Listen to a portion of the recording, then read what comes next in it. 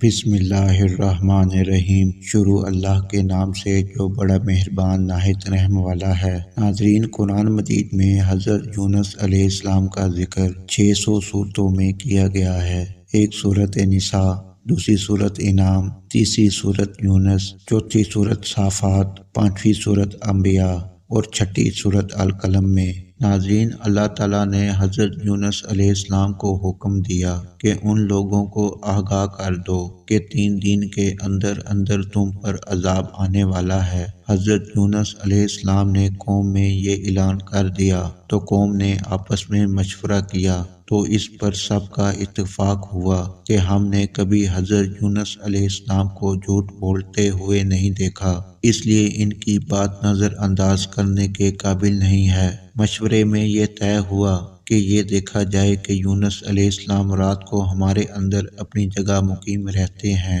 تو سمجھ لو کہ کچھ نہیں ہوگا، اگر وہ یہاں سے کہیں چلے گئے تو یقین کر لو کہ صبح کو ہم پر عذاب آئے گا۔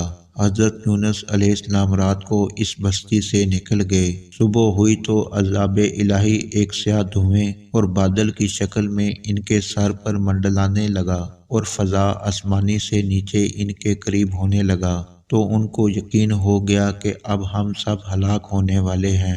یہ دیکھ کر حضرت یونس علیہ السلام کو تلاش کیا تاکہ ان کے ہاتھ پر مشرف بے ایمان ہو جائیں اور پچھلے انکار سے توبہ کر لیں، مگر حضرت یونس علیہ السلام کو نہ پایا تو خود ہی اخلاص نیت کے ساتھ توبہ و استغفار میں لگ گئے۔ بستی سے ایک میدان میں نکل آئے، عورتیں و بچے اور جانور سب اس میدان میں جمع کر دیے، ٹاٹ کے کپڑے پہن کر عجز و زاری کے ساتھ اس میدان میں توبہ کرنے لگے اور عذاب سے پناہ مانگنے میں اس طرح مشغول ہوئے کہ پورا میدان آہ و بکا سے گونجنے لگا۔ اللہ تعالیٰ نے ان کی توبہ قبول فرمائی اور عذاب ان سے ہٹا دیا، اور روایت میں ہے کہ یہ عاشوراء یعنی 10ویں محرم کا دن تھا۔ ادھر حضرت یونس علیہ السلام بستی سے باہر اس انتظار میں تھے کہ اب اس قوم پر عذاب نازل ہوگا۔ ان کے توبہ و استغفار کا حال ان کو معلوم نہ تھا۔ جب عذاب ٹل گیا تو ان کو فکر ہوئی کہ مجھے جھوٹا قرار دیا جائے گا کہ میں نے اعلان کیا تھا کہ 3 دن کے اندر عذاب آ جائے گا۔ اس قوم میں قانون یہ تھا کہ کسی شخص کا جھوٹ معلوم ہو اور وہ اپنے کلام پر کوئی شہادت نہ پیش کرے تو اس کو قتل کر دیا جاتا تھا۔ حضرت یونس علیہ السلام کو فکر ہوئی کہ وہ مجھے جھوٹا قرار دے کر یہ لوگ قتل کر دیں گے۔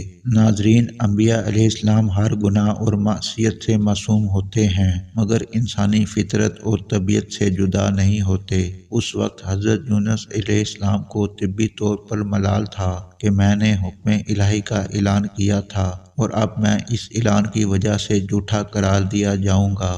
اب میں واپس جاؤں تو کس منہ سے جاؤں؟ قوم کے قانون کے مطابق گردن زنی بنو۔ اس رنج و غم اور پریشانی کے عالم میں اس شہر سے نکل جانے کا ارادہ کر کے چل دیے، یہاں تک کہ بحر روم کے کنارے پہنچ گئے۔ وہاں ایک کشتی دیکھی جس میں لوگ سوار ہو رہے تھے۔ پھر حضرت یونس علیہ السلام کو ان لوگوں نے پہچان لیا اور بغیر کرائے کے سوار کر لیا۔ کشتی روانہ ہو کر جب درمیان میں پہنچی تو ایک دم رک گئی، نہ آگے بڑھتی نہ پیچھے چلتی تھی۔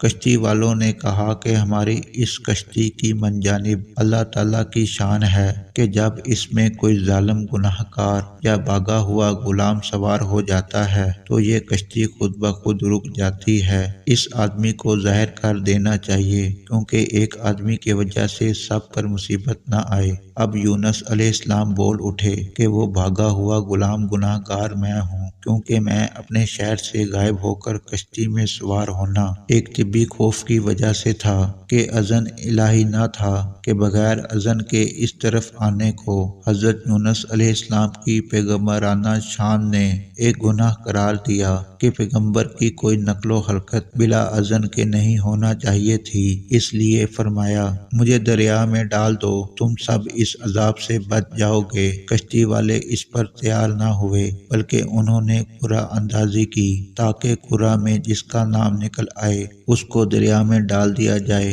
اتفاقاً قرعہ میں حضرت یونس علیہ السلام کا نام نکل آیا۔ لوگوں کو اس پر تعجب ہوا تو کئی مرتبہ قرعہ اندازی کی، ہر مرتبہ حضرت یونس علیہ السلام کا نام ہی آتا رہا۔ قرآن کریم میں اس قرآن اندازی اور اس میں حضرت یونس علیہ السلام کا نام نکلنے کا ذکر موجود ہے۔ یونس کے ساتھ حق تعالیٰ کا یہ معاملہ ان کے مخصوص پیغمبرانہ مقام کی وجہ سے تھا، اگرچہ اس نے اللہ کے کسی حکم کی خلاف ورزی نہیں کی تھی جس کو گناہ اور معصیت کہا جاتا ہے، اور کسی پیغمبر سے اس کا امکان نہیں کیونکہ وہ معصوم ہوتے ہیں، لیکن پیغمبر کے مقام بلند کے یہ مناسب نہ تھا کہ محض خوف طبی سے کسی جگہ بغیر اذن خداوندی منتقل ہو جائیں۔ چنانچہ اس طرح ایک طرف قرآن اندازی میں نام نکل کر دریا میں ڈالے جانے کا سامان ہو رہا تھا، دوسری طرف ایک بہت بڑی مچھلی بحکم خداوندی کشتی کے قریب منہ پھیلائے ہوئے لگی ہوئی تھی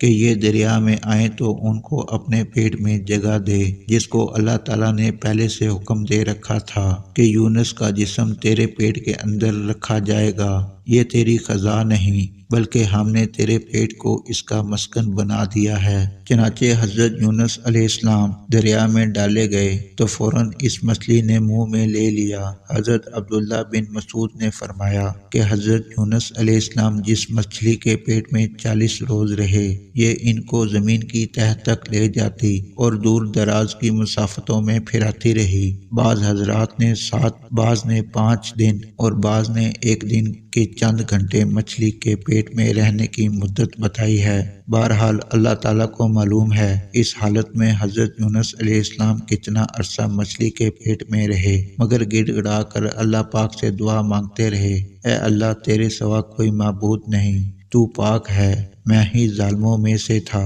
اللہ تعالیٰ نے اس دعا کو قبول فرمایا اور بالکل صحیح و سالم حضرت یونس علیہ السلام کو دریا کے کنارے پر ڈال دیا۔ مچھلی کے پیٹ کی گرمی سے ان کے بدن پر کوئی بال نہیں تھا۔ اللہ تعالیٰ نے ان کے قریب ایک کدو کی بیل اگا دی جس کے پتوں کا سایہ بھی حضرت یونس علیہ السلام کے لیے ایک راحت بن گئی، اور ایک جنگلی بکری کو اللہ تعالیٰ نے ارشاد فرما دیا، وہ صبح و شام ان کے پاس آ کھڑی ہوتی اور وہ اس کا دودھ پی لیتے تھے۔